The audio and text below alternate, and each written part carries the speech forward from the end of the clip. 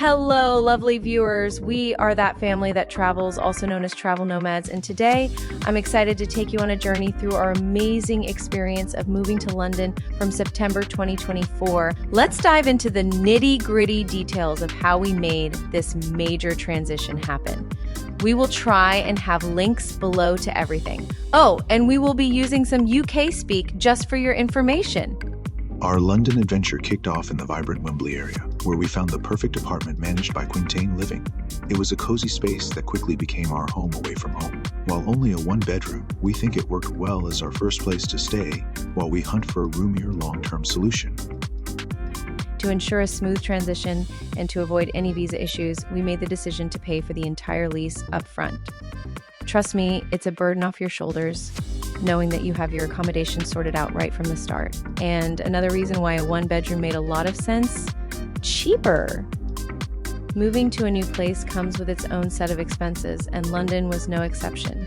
We had to budget for the essential kitchen and bedroom items, making sure our new space felt welcoming and comfortable. First stop, IKEA. The great thing about living in Wembley is that there an IKEA and a Costco within walking distance. But as any American will tell you, you may be able to walk to Costco, but you will probably want to Uber back with all of your purchases. IKEA was first on the agenda. We needed bed linens, blankets, towels, kitchen utensils, etc. It was a bit of a shopping spree, but hey, it's all part of the journey. And of course, I had to get a TV for the apartment. I have to say, Amazon in the UK is amazing. They delivered my new TV the next morning at 7 a.m. with a knock on my door. Love it. It wasn't all fun and shopping, at least to start. Months of planning were involved in this relocation process, from gathering important documents to handling international wire transfers for the initial 3 months rent for the apartment. The paperwork seemed endless. Every signature and stamp brought us one step closer to our London dream, so it was worth it. And then came the logistics of moving our luggage halfway across the world. It was a juggling act, coordinating everything from packing to shipping and finally unpacking in our new home. Made all the more difficult considering we had to stop over at Disney World to be a part of our niece's surprise engagement. Lugging 4 to 5 pieces of luggage each from airport to DVC villa back to airport to apartment was no easy feat. But hey, a little chaos only adds to the adventure, right? Navigating a move to a new country is no small task, but with determination, perseverance, and a touch of patience, we made it happen. London welcomed us with open arms, and we embraced every challenge that came our way.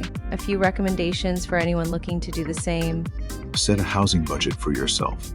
Since we would be paying in dollars, we needed to make sure we were converting all of the rent prices from pounds correctly. To aid in this, I created a Google Sheets that would convert in real time the amounts in US dollars that I entered for rent, deposits, and any other associated fees. That way we would have an accurate number to budget for our housing, not only monthly, but for move-in as well. I would also recommend looking carefully at the area and neighborhood you are thinking about living in. If you have never stayed in the area and you can afford it, I would plan a trip, which is what we did to that area, and stay in a hotel for a few days. If you have a few days to scout, try a couple of nights each in a few areas. That will give you some additional insight into the amenities of the area as well as the transportation. Trust me, you don't want to pick an area just because it's affordable, only to find out it takes you over an hour to get anywhere.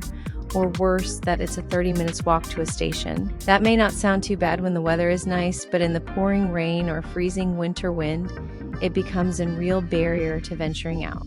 This may go without saying, but also make a food budget. While the restaurants in London are amazing, they are also very expensive.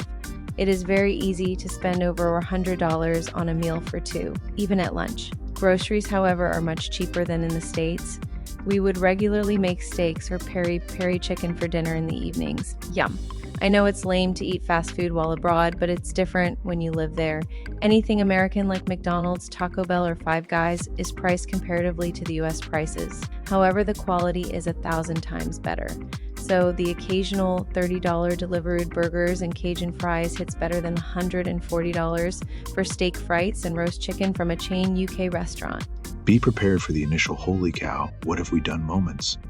When I tell you that those first couple of weeks were an emotional roller coaster, you better believe it. Missing family, feeling uncomfortable in a new place, adjusting to the new living situation took some time. I would say around the 5-week mark is when we realized that I had settled in, and it just felt like home. It's hard to imagine living As anywhere the else days now. turned into weeks and weeks into unforgettable experiences, we realized that moving to London was more than just a change of scenery. It was a transformative journey that enriched our lives in ways we never imagined. As the days turned into weeks and weeks into unforgettable experiences, we realized that moving to London was more than just a change of scenery. It was a transformative journey that enriched our lives in ways we never imagined. So, to all you adventure seekers out there dreaming of making a big move, remember that with careful planning, a dash of courage, and a sprinkle of optimism, anything is possible. London was our canvas, and we painted our story one brushstroke at a time. And remember, adventure awaits.